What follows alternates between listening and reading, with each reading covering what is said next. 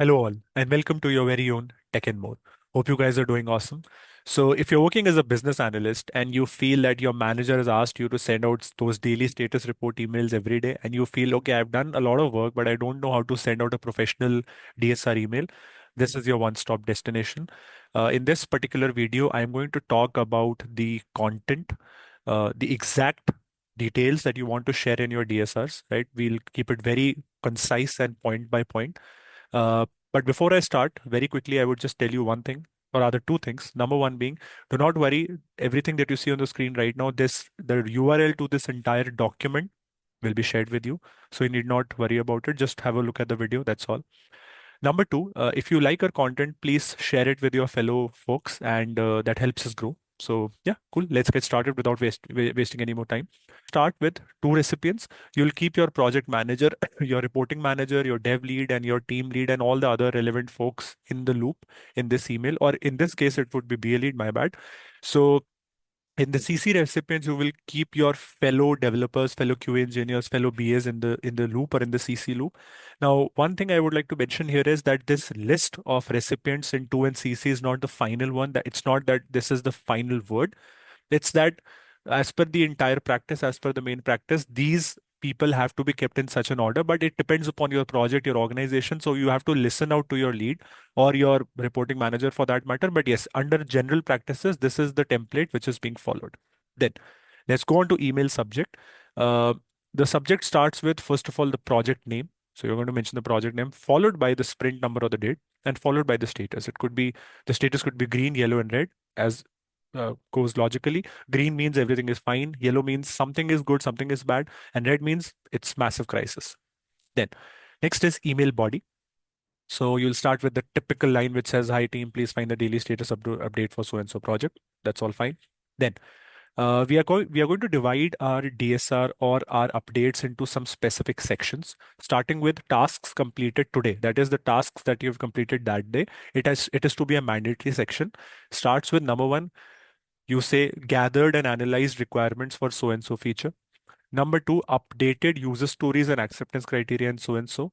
Number three is going to be conducted stakeholder meetings to validate requirements, followed by, created business processes and workflows, participated in daily stand-ups and provided updates and so on, right?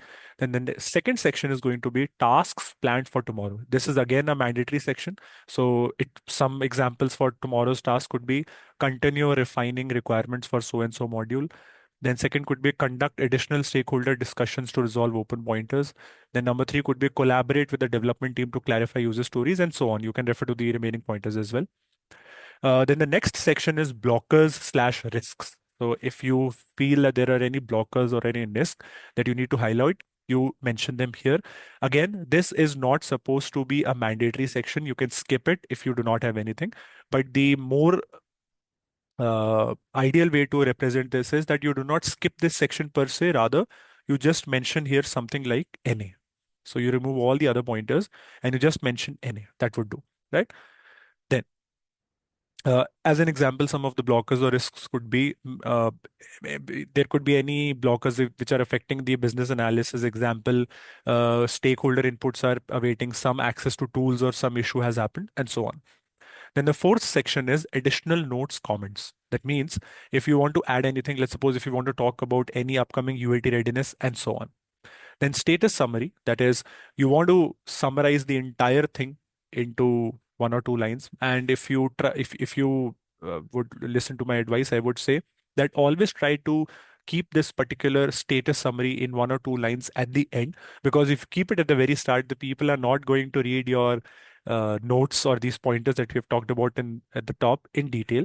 So it makes more sense for you to keep it at the end. But yes, goes without saying that these two lines should be a exact summary of whatever you have spoken about at the top, right? And then, of course, at the end, the salutation, which says best regards, your name, designation, contact information, and so on. So, this is your DSR email template for BA. I have written down an example email for you as well, which contains some information or some data. So, as an example, the subject line is as written here. Then you have tasks completed today, right? So, as an example, I said gathered and analyzed requirements for RPM module, or I said updated user stories and acceptance criteria in Jira.